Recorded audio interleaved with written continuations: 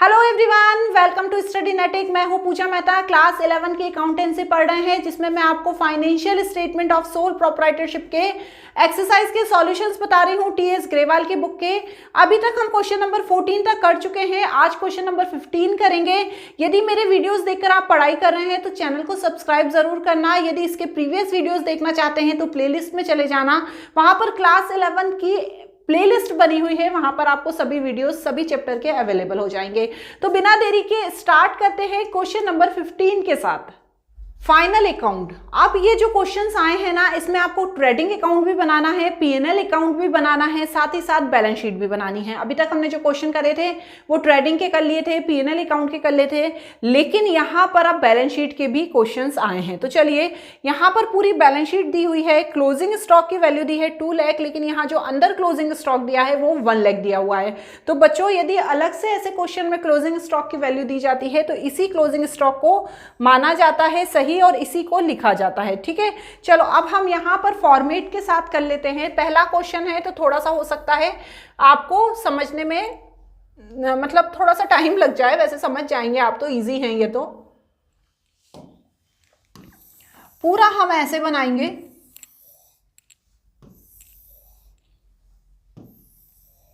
ठीक है। इसके बाद यहां पर मैं लिखूंगी ऊपर ट्रेडिंग एंड पीएनएल अकाउंट। फिर क्या लिखेंगे हम, इन द बुक्स ऑफ, क्या नाम है, जगत। ठीक है, इन द बुक्स ऑफ जगत। ठीक है, पूरा नाम क्या है, जगत शाह। क्लियर, ऐसा बना लेंगे। इसके बाद मैं यहां पर क्या करूंगी, पर्टिकुलर्स अमाउंट, पर्टिकुलर्स और अमाउंट, ये लिखेंगे।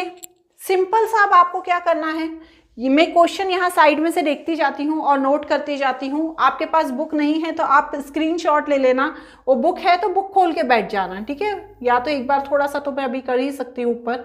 सबसे पहले बच्चों यहाँ पर ओपनिंग स्टॉक लिखना है। ठीक है, 2 तरह के स्टॉक दिए हुए हैं क्वेश्चन में, यहाँ पर opening stock and closing stock. तो सबसे पहले जो ओपनिंग स्टॉक दिया हुआ है ना, उसे लिखना है। ठीक है, ओपनिंग स्टॉक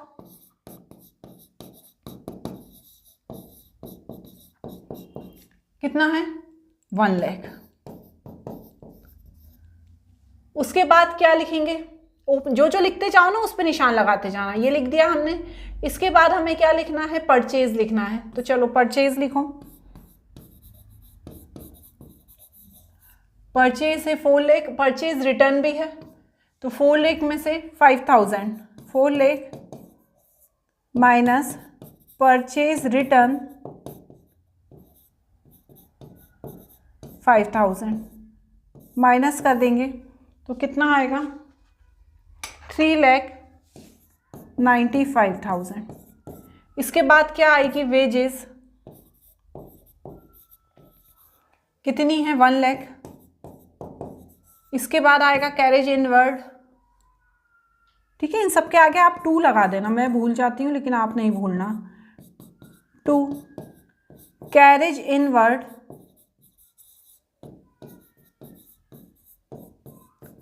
कितना, 5000। क्लियर, समझ में आ रहा है ना, सिंपल ही है। इसके बाद यहां पर आ जाओ सेल्स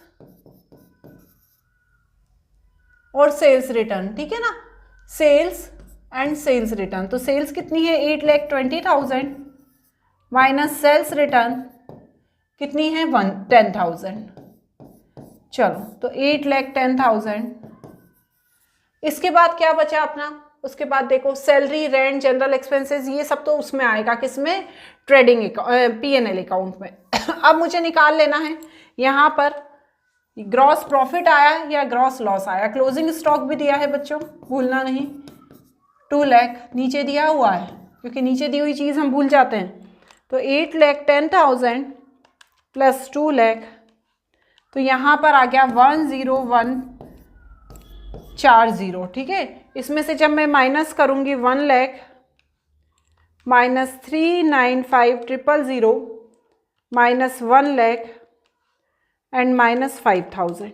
तो मेरे पास आ जाएगा ग्रॉस प्रॉफिट, कितना आएगा ग्रॉस प्रॉफिट? 4,10,000। तो 2 ग्रॉस प्रॉफिट 4,10,000, ठीक है। और यहाँ पर लिख देंगे 101 वो ये पूरा अमाउंट।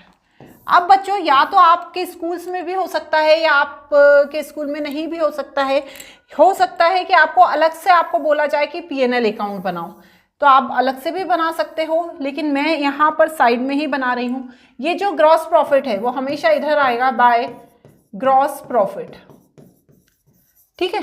कितना? 4,10,000 लिख दिया इसे यहाँ पर हमने।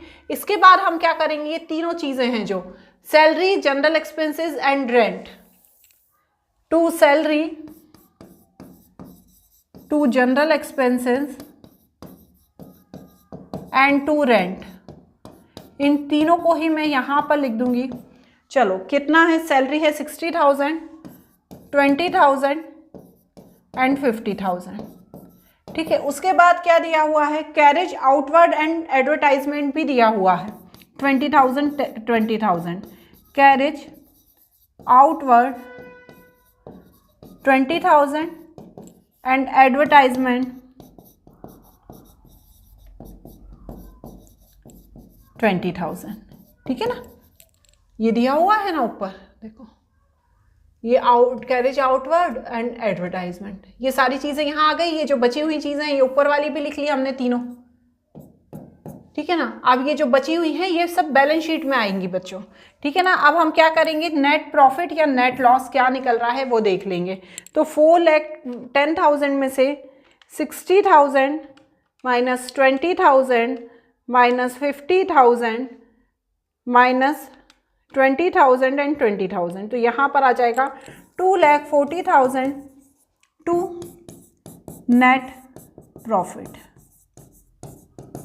क्लियर? 4,10,000 समझ में आ गई ये चीज? यहां तक सब समझ में आ गया। अब मुझे क्या करना है, नीचे बनानी है आखिरी में बैलेंस शीट, ठीक है। तो अब मैं बनाऊंगी बैलेंस शीट, और फॉर्मेट तो आपको पता ही है बैलेंस शीट का, ठीक है। कैसे बनेगी बैलेंस शीट? लायबिलिटी और एसेट्स, कभी भी बैलेंस शीट में आप डेबिट और क्रेडिट नहीं लिख देना, आपके मार्क्स कट जाएंगे, क्योंकि बैलेंस शीट हमेशा लायबिलिटी एंड एसेट से ही चलती है। लायबिलिटीज अमाउंट, एसेट्स अमाउंट, और अब जो बैलेंस शीट बनेगी वो उसका दोनों तरफ का टोटल आना चाहिए बराबर। तो अब इस बैलेंस शीट में हम सबसे पहले क्या लिखेंगे? सबसे पहले इस बैलेंस शीट में मैं लिखूंगी, चाहे तो आप लिक्विडिटी वाली मेथड से भी बना सकते हैं, करंट एसेट्स करंट लायबिलिटी लिखकर, या long term assets long term liability लिखकर, और या आप डायरेक्ट भी बना सकते हैं, कोई ऐसा रूल नहीं है। मैं यहाँ पर क्या लिखती हूँ, यदि डायरेक्ट लिखती हूँ तो सबसे पहले मुझे कैपिटल लिखनी होगी। कितनी दी हुई है बच्चों कैपिटल? 3,60,000। इसमें हम नेट एसेट्स को प्लस करेंगे, सॉरी नेट एसेट्स नहीं, नेट प्रॉफिट को। नेट प्रॉफिट कितना निकला अभी? 2,40,000। और इसमें से क्या माइनस करूंगी मैं? ड्राइंग। कितनी दी हुई है ड्राइंग? 40,000। अब करो आप पूरा, 3,60,000 प्लस 2,40,000 माइनस 40,000, तो यहाँ पर आ जाएगा 5,60,000। क्रेडिटर्स दिए हुए हैं तो क्रेडिटर्स लिखूंगी, ठीक है। एक चीज आपको यहाँ ध्यान रखनी है, यहाँ पर टू और बाय नहीं आता है, यहाँ पर डायरेक्ट ही लिखा जाता है। तो क्रेडिटर्स आपके देखो कितने दिए हुए हैं क्वेश्चन में,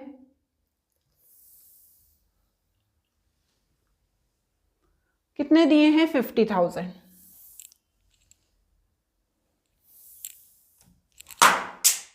सॉरी बच्चों,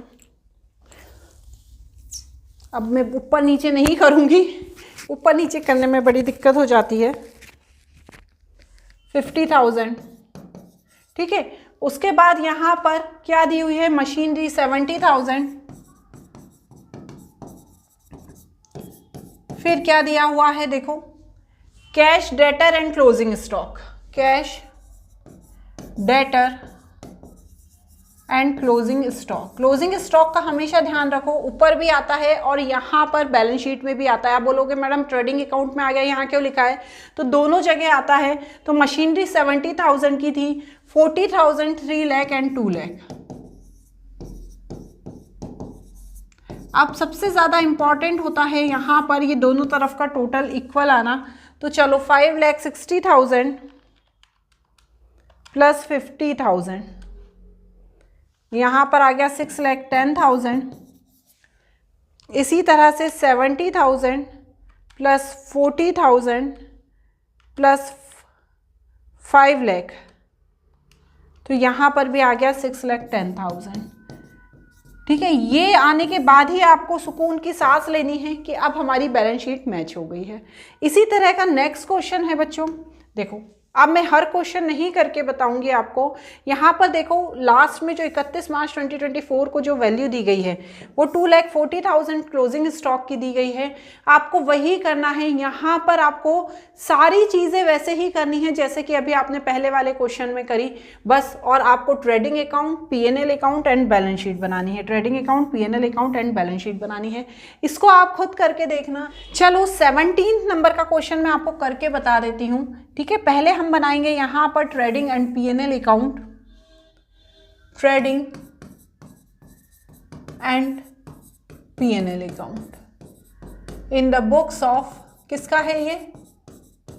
नाम आया होगा in the books of, question में आप देखो in the books of Ananda, नाम जिसका भी है, एट 31 मार्च 2024 को। ठीक है ना, बस आप ऐसे बना लो।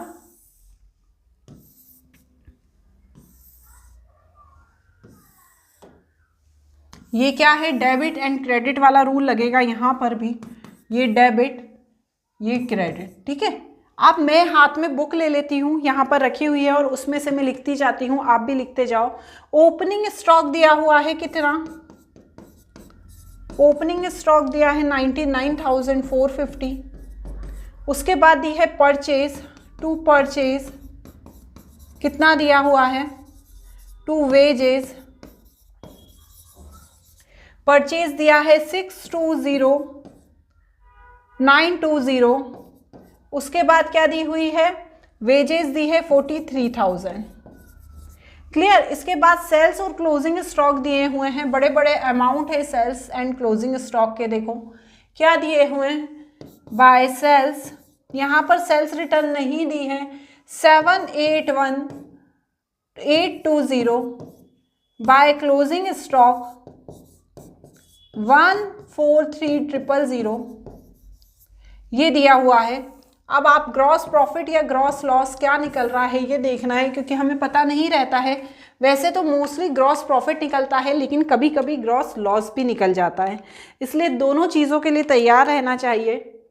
प्लस 620, एक बार और करते हैं, 99,450 प्लस 620,920 प्लस 43,000, यहाँ पर आ जाएगा 763370। अब इसमें से जब मैं ये माइनस करूँगी, मैंने कुछ गड़बड़ कर दी, पहले मुझे ये प्लस करना था, 781820 प्लस 143,000, तो यहाँ पर आ रहा है 924820। अब मैं इसमें से ये माइनस करूँगी, 99,450 माइनस 620,920 माइनस 43 सॉरी, तो मेरे पास आएगा 161450। देखो बच्चों, कंफ्यूज करने के लिए इतने बड़े बड़े अमाउंट दे देते हैं, लेकिन आपको कैलकुलेशन सही करना है। टू ग्रॉस प्रॉफिट, ठीक है, 924820। क्लियर हो गई चीज। अब ये वाला ही यहां ले आऊंगी, बाय ग्रॉस प्रॉफिट 161450। क्लियर हो गया। यहाँ पर हम जब इसको लेकर आए तो अब जो बची हुई चीज़ें हैं जो ऊपर दी हुई थी, salary, discount, selling expenses, to salary, to discount, to selling expenses, ये सब ऊपर दिया हुआ है। To postage, to bad debts, bad debts भी यहाँ आता है बच्चों, ध्यान रखना, to interest and to insurance.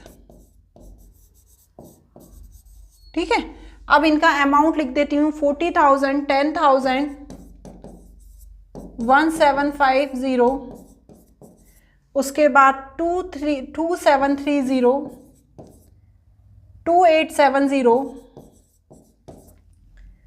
12950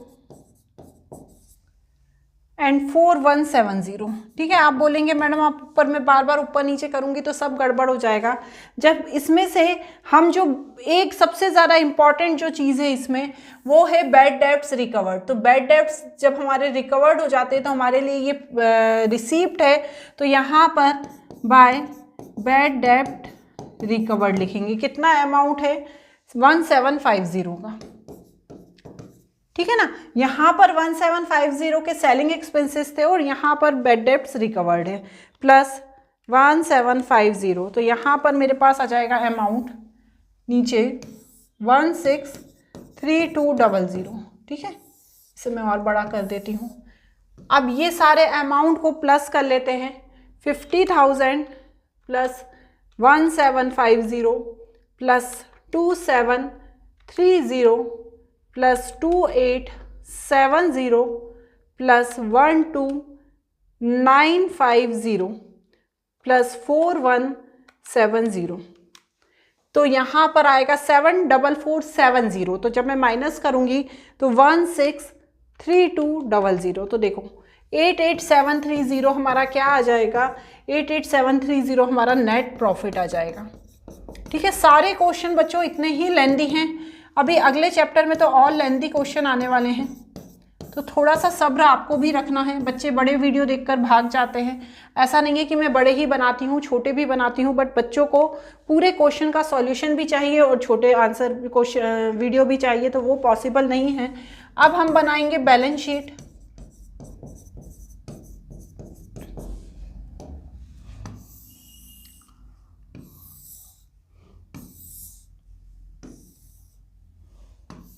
देखो ये बैलेंस शीट है, लायबिलिटीज, अमाउंट, एसेट्स और अमाउंट, यहाँ तक ठीक है। सबसे पहले कैपिटल लिखेंगे। कितनी कैपिटल दी हुई है, कैपिटल दी हुई है हमारी 4,60,000 और उसमें मुझे नेट प्रॉफिट को ऐड कर देना है। कितना है, 88730।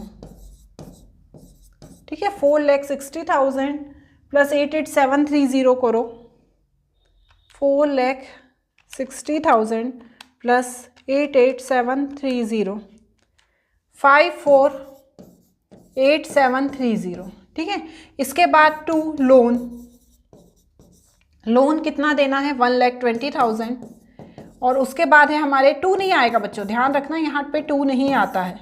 उसके बाद क्रेडिटर्स, कितने हैं हमारे क्रेडिटर्स, 112470। ये हमारा क्या हो गया, पूरा लाइबिलिटी साइड का लिख दिया। अब एसेट साइड का लिखेंगे, तो एसेट्स में फर्नीचर, मशीनरी और बिल्डिंग है। फर्नीचर, मशीनरी और बिल्डिंग। ठीक है, फर्नीचर कितने का है, 1,61,550 का। मशीनरी कितने की है, 1 लाख की। और ये कितने का है, 3,37,800 का। ठीक है,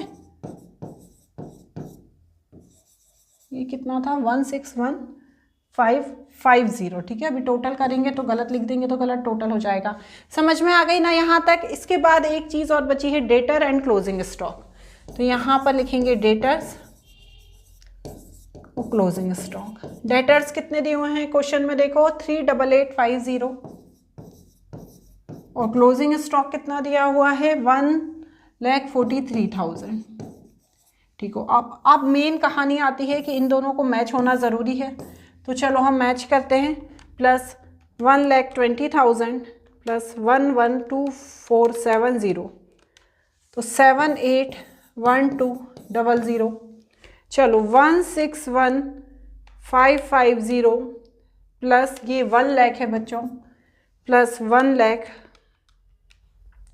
प्लस बिल्डिंग की वैल्यू क्या दी है 337800, ठीक है ना। 337800 प्लस 38850 प्लस 14300 है कि 000 तो यहाँ पर भी आ गया 781200। मैं ही घबरा गई इसे करने में, तो आपको तो होनी ही है घबराहट, लेकिन हमें इसकी प्रैक्टिस करनी है। हमें पता होना चाहिए कि क्या ट्रेडिंग में आता है, क्या पीएनएल में आता है, क्या बैलेंस शीट में आता है। जितने क्वेश्चन की आप प्रैक्टिस करेंगे उतना ही आपको ये अच्छे से आ जाएगा। तो देखो बच्चों, वैसे तो मैं एक एक क्वेश्चन को करके बता सकती हूँ, लेकिन मेरे बताने से कुछ नहीं होगा, आपको खुद करना है। तो देखो यहाँ पर भी वही चीज़ दी हुई है। क्लोजिंग स्टॉक दिया है 70,000, बट नेट रियलाइजेबल वैल्यू या मार्केट वैल्यू दी है 60,000, तो 60,000 को ही क्लोजिंग स्टॉक माना जाएगा। जो यहाँ पर 70,000 दिया है उसे नहीं माना जाएगा, क्योंकि जो मार्केट वैल्यू होती है वही करेक्ट होती है। 18 क्वेश्चन भी वैसा है, 19 क्वेश्चन भी सेम वैसा ही है, थोड़ा सा लेंदी है, बहुत सारे आइटम्स दिए हुए हैं, तो आपको कुछ नहीं करना है। एडजस्टेड परचेज दी हुई है इसमें, ध्यान से देखना। एडजस्टेड परचेज, जब एडजस्टेड परचेज दी होती है तो जो क्लोजिंग स्टॉक होता है वो कभी भी ट्रेडिंग अकाउंट में नहीं आता है। तो आपको यहाँ पर जो क्लोजिंग स्टॉक दिया हुआ है उसे ट्रेडिंग अकाउंट में नहीं लिखना, डायरेक्ट कहाँ लिखना है, बैलेंस शीट में लिखना है। बाकी सारी चीजें वही दी हैं। डिस्काउंट रिसीव दिया है, डिस्काउंट अलाउ दिया है, कैरेज इनवर्ड आपको ट्रेडिंग में लिखना है, आउटवर्ड आपको पीएनएल में लिखना है। मिससेलेनियस इनकम जो है, एक्सपेंसेस होते तो आप पीएनएल के डेबिट में लिखते, इनकम है तो क्रेडिट में लिखना है। तो इस तरह से आपको अब क्वेश्चन नंबर 19 तक करके रखना है। बचे हुए 3 क्वेश्चन मैं लास्ट के वीडियो में बताऊंगी। आज के लिए इतना ही, बाय बाय।